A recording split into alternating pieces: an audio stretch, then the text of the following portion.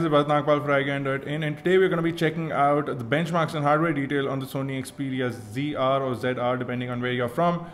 If you talk about the device, this is essentially a 4.55-inch smaller sibling to the Xperia Z or the Xperia Z, and it does have waterproof and dustproof abilities of the Xperia Z or the Xperia Z simply because it does have an IP58 certification, so you can keep it underwater for about 30 minutes. So let's not waste any more time and take a look at the hardware details and then jump into the benchmarks. The first thing I'm going to do is jump into Quadrant Standard, and we're going to go into System Information over here. You can see that the device is called the C5502. The CPU is an ARM v7 processor, revision 2, version 71, and the current frequency is 1.5 gigahertz, and you have 4 cores, so that's great. The serial number has not been mentioned. For RAM, you're supposed to have 2 GB of RAM, but you have 1.8 approximately over here, so that is something that you might want to know. 1280 by 720 is supposed to be the resolution of the display, but some of the real estate is being taken by the buttons at the bottom, so you get only 1184, but the DPI is nice, 345 into 342. You can see that we have a Qualcomm Adreno 320 GPU, which is a fantastic GPU to have on your device. You can see the whole list of sensors over here, from accelerometer, magnetic field sensor, compass, proximity sensor, linear accelerator, gravity, gyroscope, etc, etc, etc. The list goes on. So that's a look at the hardware details over there. Let me see if I can quickly run a full benchmark for you guys.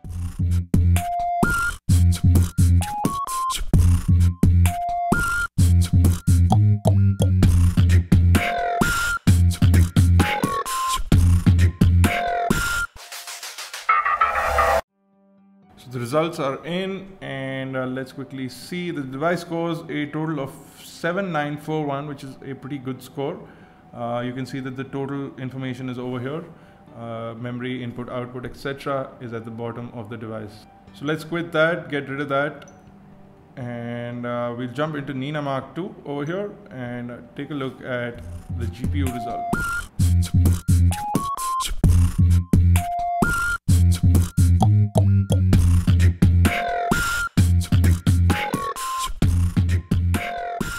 So as expected, a total score of 60 points there, because it is an Adreno 320 GPU and it does almost always score a full on the Nina Mark II benchmark. So that's Nina Mark II for you guys, and the last thing I'm going to do is run a full Antutu benchmark to give you a total result of that.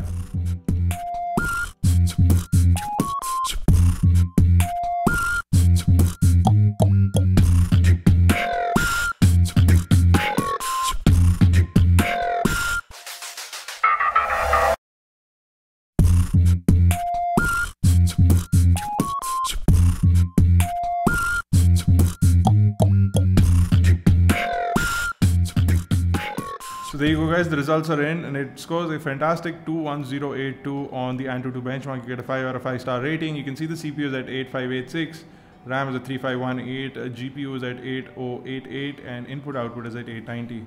That's a total for the benchmarks for this device. I'm also going to do a quick test of multi-touch because this device claims to have 10 multi-touch points. So I'm going to see if I can get it to cross that barrier or reach 10, and it does. So the device does have indeed a very sensitive, very touch-friendly 10-point multi-touch screen. So there you go guys, we're going to be doing an underwater test for this device as well, so stay tuned for that. We're going to be doing gaming and camera tests for this device, so stay tuned for that. And of course you can stay tuned for the full review, and for any sort of tech news and reviews and views and everything else, visit iGyaan.in, catch us on Facebook, Twitter, Google+. Make sure you subscribe to us on YouTube, youtube.com/iGyaan, youtube.com/iGyaanTV. For iGyaan Networks, this has been Nagpal. Thank you guys for watching.